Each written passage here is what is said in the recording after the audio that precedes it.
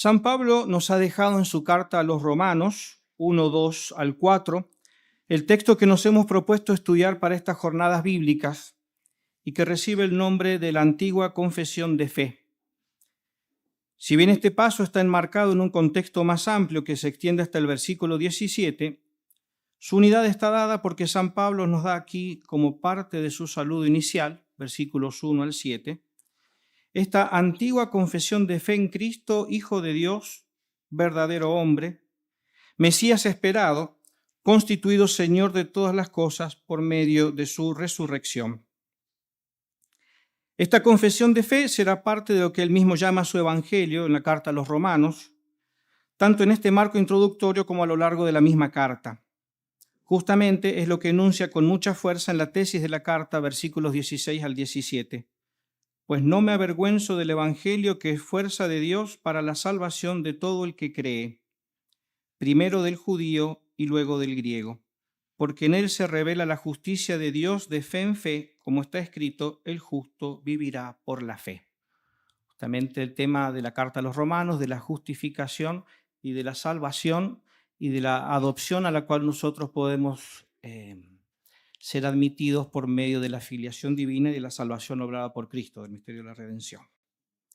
Bien, vamos al texto que vamos a estudiar en los versículos 3 y 4.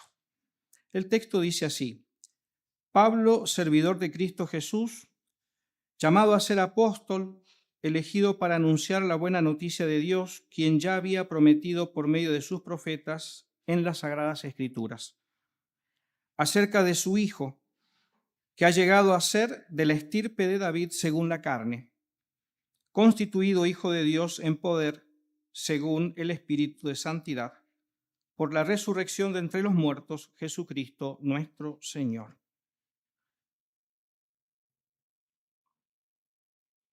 En este pasaje, como enseña el mismo Santo Tomás de Aquino en su comentario a los Romanos, San Pablo nos da a conocer el doble origen de Cristo, primero ciertamente el eterno, luego el origen temporal. Examinaremos estos versículos tratando de entender y profundizar aquello que el Espíritu Santo nos ha dejado por medio de la pluma de San Pablo. Alguna consideración sobre el texto, su antigüedad. Tenemos ahí en la pantalla una copia del 316, copia, no autógrafo de Pablo. Este saludo de San Pablo a los romanos es el más antiguo que nos ha dejado en este género y se distingue respecto a sus cartas por su extensión, sus otras cartas. Se lo equipara por su plenitud al prólogo del Evangelio de Juan, que hemos apenas escuchado el comentario en algunas partes. Se lo compara también al primer capítulo de Efesios y al preludio de Hebreos.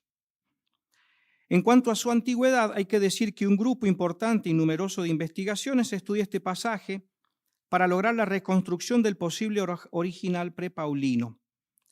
Según los estudiosos, este texto de la carta a los romanos, junto a la confesión de fe que encontramos en Corintios 15, 3, 5, 1 Corintios, es un paso ya existente y utilizado entre los primeros cristianos como confesión de la propia identidad y de la propia fe.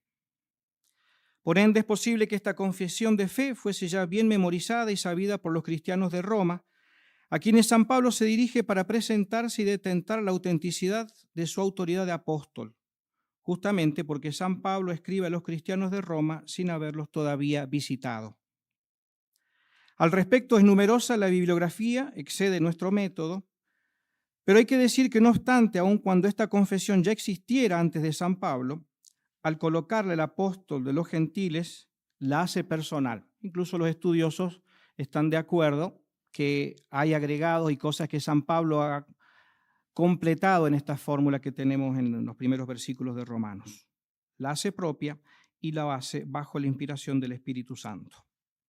Estamos en el año 55, a 20 o 22 años de la resurrección y ascensión de nuestro Señor, ante la principal carta del apóstol en extensión, estructura, riqueza y profundidad teológica.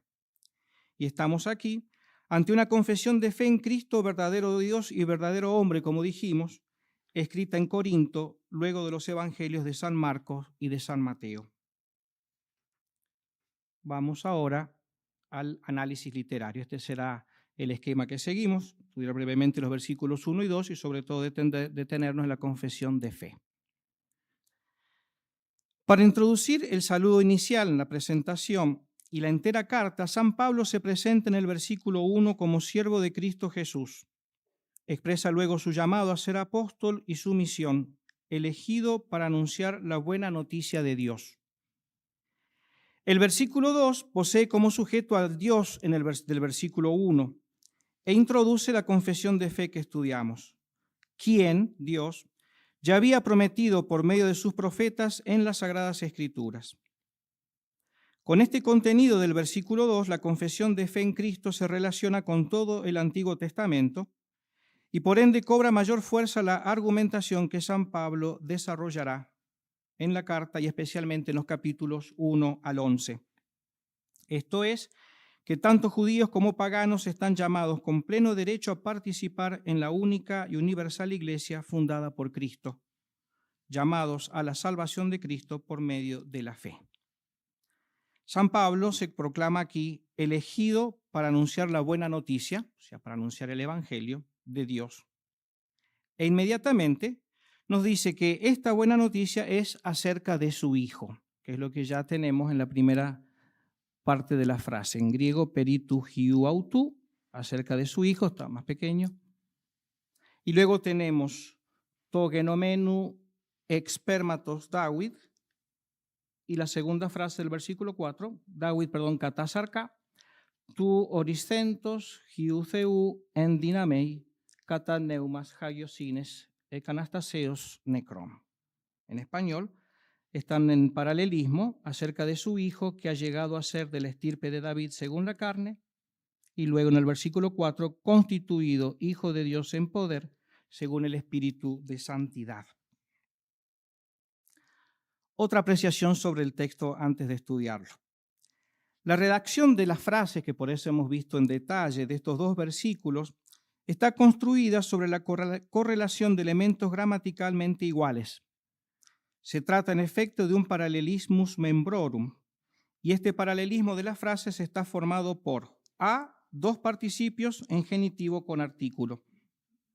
Primer renglón de la línea celeste, segundo renglón, que ha llegado a ser constituido. B, la contraposición de dos complementos de origen, según la estirpe de David, o de la estirpe de David, o hijo de Dios en poder. C, dos complementos modales, según la carne, según el Espíritu de santidad o de santificación.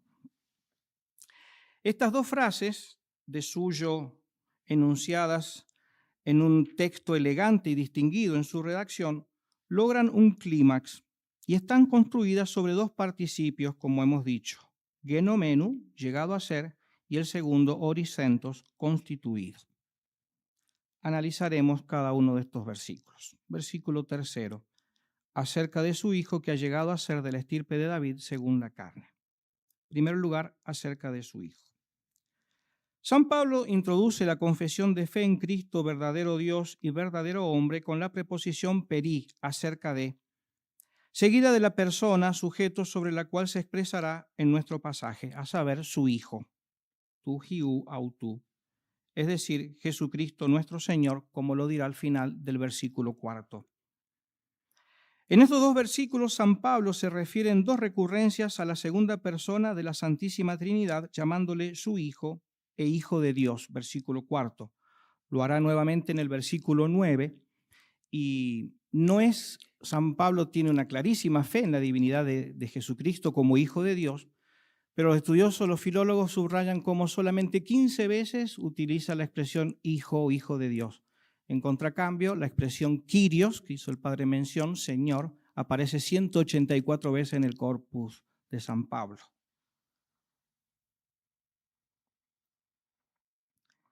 Bien, entonces, en esta primera recurrencia se trata del sujeto, hijo, sobre el cual recaen las frases de cada versículo. Volveremos sobre este tema, sobre Cristo Hijo, en la conclusión. Punto 2. Llegado a ser. El participio genomenu, aoristo medio deponente de la raíz ginomai, significa que ha llegado a ser, que se hizo. Y no es en su sentido primero el de un nacimiento, nacido o engendrado, como leemos en muchas de nuestras Biblias, que es el significado, la traducción del verbo genao, nacimiento natural de un ser humano, engendrar, generar. Esta forma ginomai utilizada aquí por San Pablo y presente en otros textos del Nuevo Testamento significa el cambio de estado o del modo de existencia del Hijo de Dios a partir de la encarnación. Este verbo es utilizado por San Pablo con este sentido en otros dos pasos paralelos que poseen analogía semántica, Gálatas 4:4-5 y Filipenses 2:7. El paso de Gálatas, normalmente traducido por nacido de una mujer, dice literalmente, utiliza el verbo ginomai. Por ende, dada la presencia de este verbo, el sentido original del texto expresa, según algunos estudiosos, la misma concepción virginal obrada en la Virgen por obra del Espíritu Santo.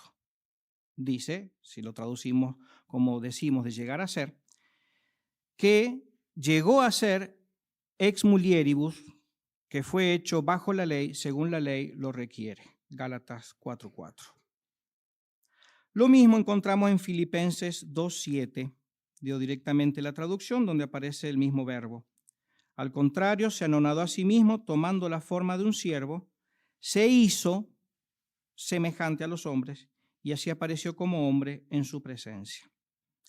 En efecto, en Romanos 1:3 lo que el apóstol expresa es que el Hijo de Dios se hizo hombre. Es decir, que sin dejar la forma de su ser de Hijo de Dios, ab eterno, se hizo, asumió la forma, la naturaleza humana secundum tempus en la descendencia de David, como lo expresa San Pablo. Se expresa de este modo, en este versículo 3, la encarnación y la verdadera naturaleza humana asumida por el Hijo de Dios, de la Virgen María, que es descendiente de David.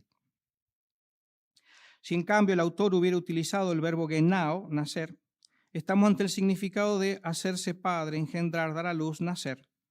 Y de este argumento, aunque seguramente conocía el sentido original del verbo ginomai, se sirvió el mismo Fotino para explicar o buscar falazmente de explicar que a partir de este texto se puede hablar de un adopcionismo en Cristo.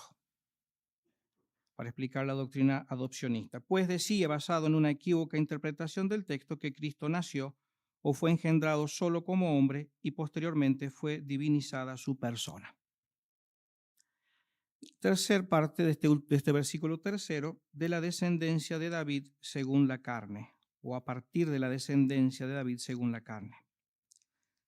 La preposición de origen ek, a partir de, expresa el origen de la naturaleza humana de Cristo. Como sabemos, la Virgen María desciende, es de la descendencia, literalmente según nuestro paso, o de la simiente de David. En este sentido, algunos proponen que está implícita aquí la maternidad virginal de María, que dio la carne de la naturaleza humana a nuestro Señor. Esta mención de la simiente de David que encontramos en el versículo 3 expresa que en Cristo se cumplen todas las promesas mesiánicas del Antiguo Testamento, porque hizo referencia a esto San Pablo en cumplimiento de las Sagradas Escrituras en el versículo 2. Especial importancia en este cumplimiento tiene en este sentido la promesa de Dios a David, una de las más importantes, tal vez la más importante en cuanto a la identidad mesiánica, y a la cual hace referencia también el ángel en la Anunciación, en el Evangelio de Lucas, en la Anunciación a la Virgen. El texto de Samuel que citamos, cuando tu vida llegue a su fin, le dice Dios por medio del profeta a David, y vayas a descansar entre tus antepasados, yo pondré en el trono a uno de tus propios descendientes y afirmaré su reino. Será él quien construya una casa en honor de mi nombre y yo afirmaré el trono de su reino para siempre. Yo seré su padre y él será mi hijo. Para quien conocía esta profecía, la mención a la simiente o descendencia de David que hace San Pablo es clara. Está aquí San Pablo afirmando el cumplimiento de esta profecía mesiánica, muy explícita en cuanto a la ascendencia davídica de Cristo, citada, como dije, a la Virgen María. En fin, el término carne, según la carne, katá sarka, expresa la naturaleza humana sometida a la debilidad y está, como dijimos, en paralelismo literario con lo que estudiaremos seguidamente en el versículo 4, según el espíritu de santidad o de santificación. El mismo término aparece en el prólogo de Juan 1:14, justamente el verbo se hizo carne, asume la carne humana sometida a la debilidad. San Ireneo, hacia el 180, al hablar de los testimonios de la encarnación, cita explícitamente esta frase, con una yuxtaposición de Romanos 9:5 y de Gálatas 4:4-5. Lo hace en el Adversus Hereses, números 16.3. Dice así: el Evangelio de Dios que prometió por sus profetas a las sagradas, en las Santas Escrituras acerca de su Hijo, que nació de la simiente de David según la carne, para decir constituido Hijo de Dios en poder mediante el Espíritu de santidad, por su resurrección de entre los muertos. Hasta aquí la citación explícita prácticamente que hace San Ireneo. Lo importante que queremos aquí confirmar con el doctor de la Iglesia y Santo Padre es que el Verbo, siendo preexistente, tomó naturaleza humana verdadera y no solo aparente. Esto probablemente fue conocido por Sabelio, Fotino y Arrio, que son citados también por Santo Tomás en el comentario a Romanos al comentar este pasaje. Y completa inmediatamente, cito a San Ireneo de nuevo, dado que el Hijo de Dios se hizo Hijo del hombre y tomó naturaleza humana, verdaderamente humana, de la Virgen María. En síntesis, dada la elección que hace San Pablo del verbo ginomai, llegar a ser, con la explícita mención de la estirpe de David y según la carne, está aquí expresada explícitamente en este versículo la fe en Cristo, verdadero Dios, su Hijo, dice el texto, y verdadero hombre, es decir, la fe en la encarnación del Hijo de Dios. Bien, vamos ahora al versículo 4. Constituido Hijo de Dios en poder, según el Espíritu de santidad o de santificación, por la resurrección de entre los muertos, Jesucristo nuestro Señor. Analicemos, en primer lugar, constituido, el primer participio. La frase inicial del versículo 4 está construida sobre el participio tu horicentos, del verbo horizo, definir, colocar límites, determinar, constituir. El sujeto es Hijo de Dios, Hiu Theu, expresado así sin artículo y seguido por el complemento modal en poder, según el Espíritu de santidad, por la resurrección de entre los muertos. El participio constituido, aoristo pasivo genitivo, es un término que solamente aparece aquí en San Pablo, hapax legomena. Un paso semejante en su contenido y con este mismo verbo lo encontramos en Hechos 10:42. Este es aquel que ha sido constituido, horis menos, en perfecto, participio perfecto, de parte de Dios, juez de vivos y muertos. En nuestro versículo de Romanos 1:4 tenemos aquí un pasivo teológico, passivum divinum, donde leemos que Cristo ha sido constituido Hijo de Dios en poder por Dios. Dios es el agente que obra esta constitución. Se expresa así y aquí la nueva condición del Hijo de Dios luego de la resurrección. La expresión que sigue en dínamai, en poder, es parte de la misma proposición que enuncia y expresa la potestad del Hijo de Dios según el Espíritu de Santidad a partir de la resurrección. Si la frase se la corta, evidentemente el sentido queda limitado. Hijo de Dios en poder. En cuanto al contenido teológico de este versículo, debemos decir lo que el texto expresa, es decir, que nuestro Señor Jesucristo ha sido constituido no Hijo de Dios, pues ya lo era, antes de la encarnación, sino Hijo de Dios con poder. Se expresa así que Cristo es revestido del poder que conviene a su dignidad divina, que irradia todo su esplendor, en oposición a su estado de debilidad y humillación en la carne pasible y mortal que padeció la pasión. Este nuevo estado, Cristo lo posee por un nuevo motivo después de su muerte y resurrección, y se manifiesta así en nuestra carta.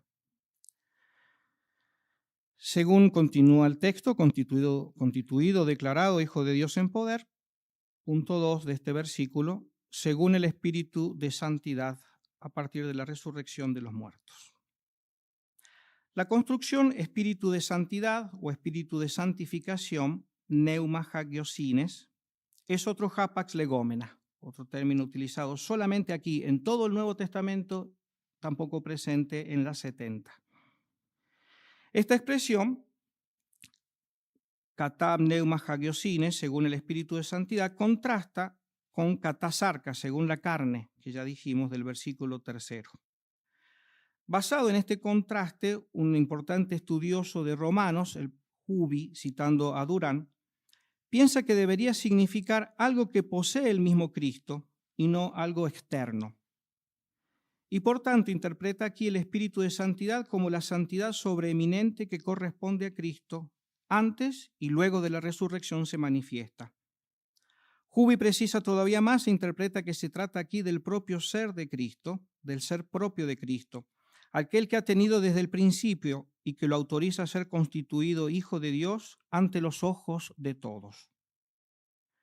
La naturaleza divina es aquí designada como naturaleza divina toda santa, porque Dios es la santidad misma.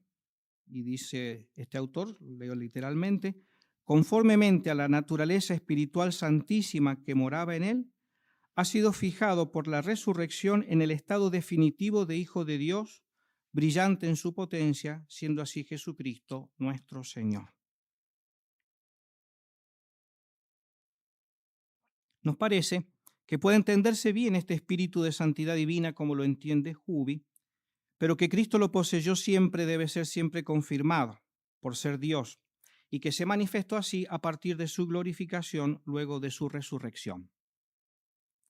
Una segunda interpretación, que también puede aplicarse y entenderse, no dialécticamente, sino complementando lo ya dicho, es la que da Santo Tomás en este texto, que entiende aquí la presencia del Espíritu Santo. Pues, dice él, es propio de la potencia divina la donación del Espíritu, con mayúscula, santificar a los hombres, y esto solamente lo puede conceder el Espíritu Santo. De aquí se sigue que Cristo posee la potencia divina porque él mismo dona el Espíritu Santo y porque por medio de su poder nosotros somos santificados. Por esto se afirma aquí, leo siempre a Santo Tomás, el hecho de que el Hijo de Dios en potencia es el resultado de según el Espíritu de santificación. Esto es, por el hecho de que dona el Espíritu de santificación, esta santificación que tuvo origen mediante la resurrección de los muertos de Jesucristo nuestro Señor. En síntesis, para San Pablo, la palabra espíritu puede tener los dos sentidos. Uno, el espíritu personal, siguiendo a Hubi. Dos, el espíritu que obra en los hombres a partir de Cristo, la verdad y el amor.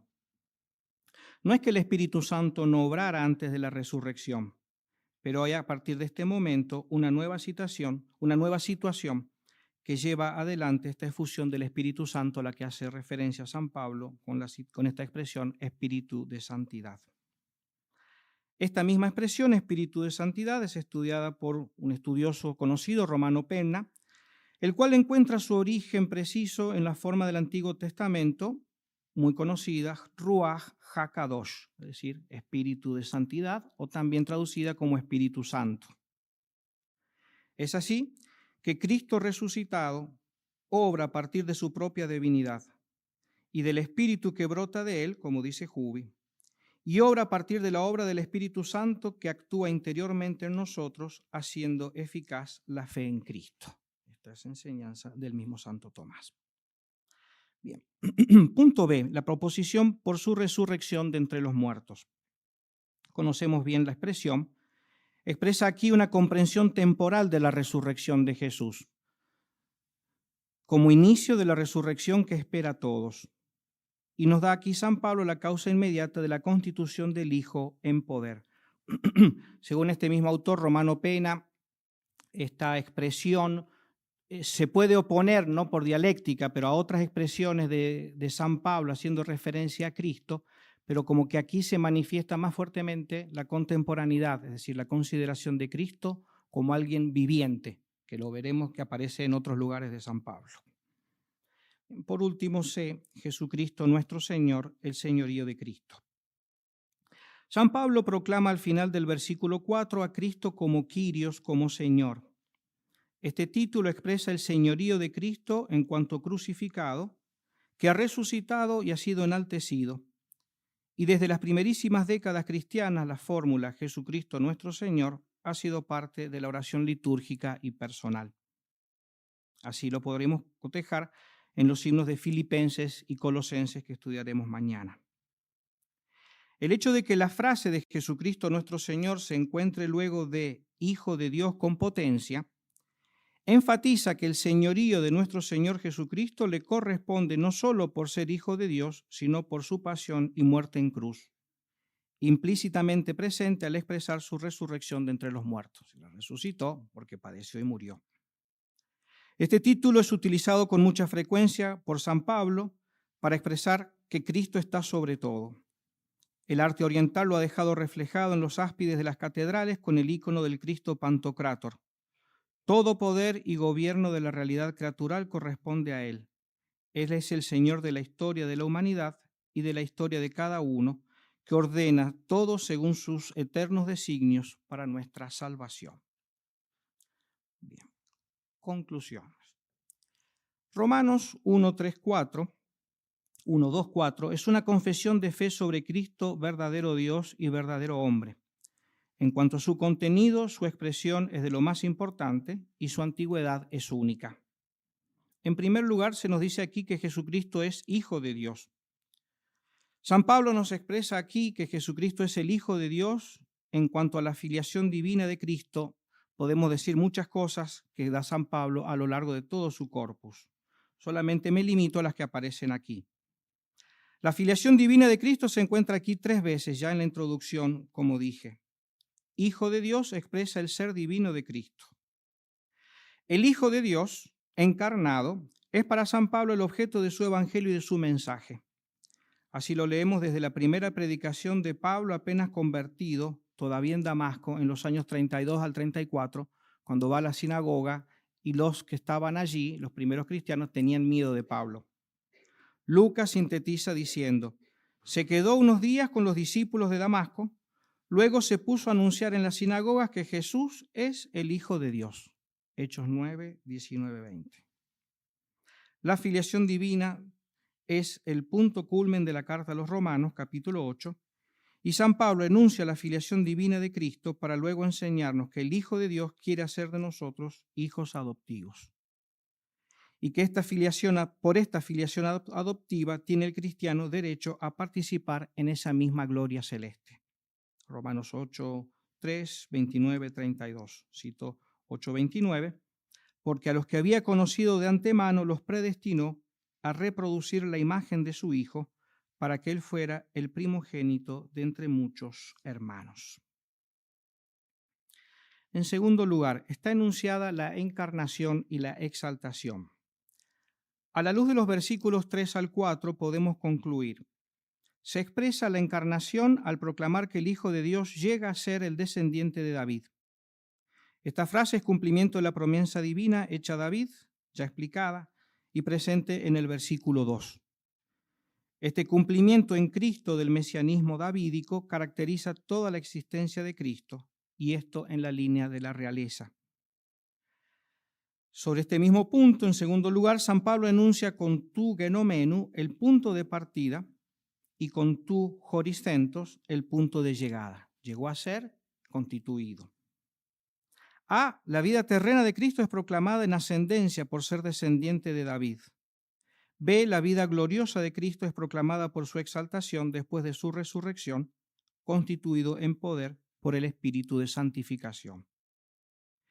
Tercero, en cuanto a su expresión, los verbos llegar a ser y constituir le dan al texto una especie de dinamismo, es decir, de movimiento realizado por el verbo al encarnarse hasta llegar a la derecha de Dios Padre. Encarnarse. Estas formas hacen entender que Cristo es un ser viviente. La teología adopcionista encontró en esta distinción de los 2 estadios de la vida de Jesucristo, Hijo de Dios, Argumentos para plantear una falsa dialéctica que concluye diciendo que Cristo fue adoptado como Hijo de Dios luego de la resurrección.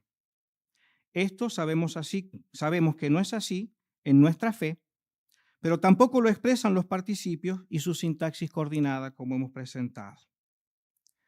Tercero, la resurrección de Cristo y su señorío.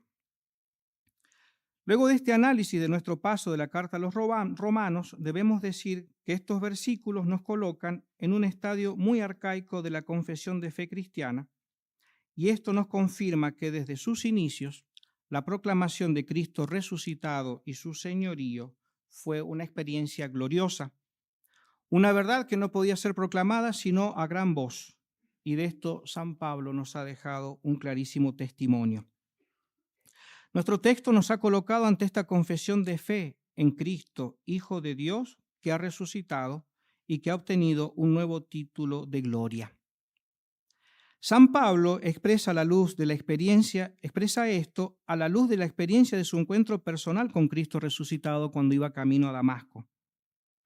Su confesión de fe pascual no es solamente en la resurrección de Jesús, sino una fe en Cristo resucitado, en una persona viviente, es Cristo viviente. La fe en el Hijo de Dios para Pablo tiene como base no solo la resurrección, sino Cristo viviente que se encuentra en su camino y en otras ocasiones con él. Esto produce en San Pablo y en sus modos de expresión una relación eminentemente interpersonal que hace que Pablo, cuando escribe y transmite lo que cree, lo hace en un modo muy familiar, muy sencillo y simple, pero a la vez muy claro. Nosotros también debemos creer en Cristo resucitado según el ejemplo de Pablo, aceptando y viviendo estas verdades no solamente como una realidad que cae en nuestra inteligencia para nuestro asentimiento, sino también que debe ser vivida como algo existencial, como lo vemos en el apóstol. Pablo cree en Cristo resucitado, en su glorificación, en su señorío, y lo considera a Cristo como un ser viviente con el cual se relaciona. Para concluir, cito dos textos del padre Fabro, muy breves, del libro del Testigo del Sobrenatural, donde él hace diversas menciones de esta contemporaneidad con Cristo. Lo hace hablando de los sufrimientos de Santa Gema, contemporáneos a Cristo sufriente, pero explica esta verdad y también lo aplica a Jesucristo glorioso. Dice Fabro, con la venida de Cristo, el tiempo humano adquiere una nueva relación interior, es decir, se inserta en la eternidad que es propia de la divinidad. En consecuencia, humildemente lo dice Pablo, dice él mismo, con la desaparición de la presencia externa de la persona de Cristo de la escena de la historia del mundo, no puede ser anulada o quitada su presencia real, si bien invisible, para el mundo y para el tiempo humano. Y por lo tanto, sigue Fabro, él no está jamás ausente de los acontecimientos de la historia. Esto parece así de claro, por lo que parece oportuno y legítimo concluir que como el nunc real de la presencia continuada de Cristo en la Iglesia, es decir, el aquí y ahora, el ahora de la presencia continuada de Cristo en la Iglesia, en las circunstancias de su realidad histórica, no es quitada, sino sostenida de la eternidad, en la cual también la humanidad de Cristo ha sido elevada y glorificada. Poco más adelante continúa. Por esto, la historia humana y todo acto libre, sea de los santos que de los pecadores, está presente a Cristo en un modo extensivo e intensivo. Así que todo acto le está presente en la cualidad propia del momento en que ocurre. Toca todavía y lo tocará hasta el fin de los tiempos, sea como una nueva espina de dolor o como una nueva gota de consolación. Me parece que esta expresión de Fabro, muy conocida, expresa muy bien la contemporaneidad que vivió San Pablo y que nos ha dejado expresada. Este es el culmen del acto de fe, es decir, una vida integrada según lo que creemos. Una fe vivida y basada sobre Cristo viviente contemporáneo que debería inundar nuestras vidas. Pidamos especialmente al apóstol de los gentiles, como hemos tratado de explicar en esta exposición, que nos ayude a configurarnos como sacerdotes y como religiosos para vivir así como Pablo vivió y testimonió con su propia vida.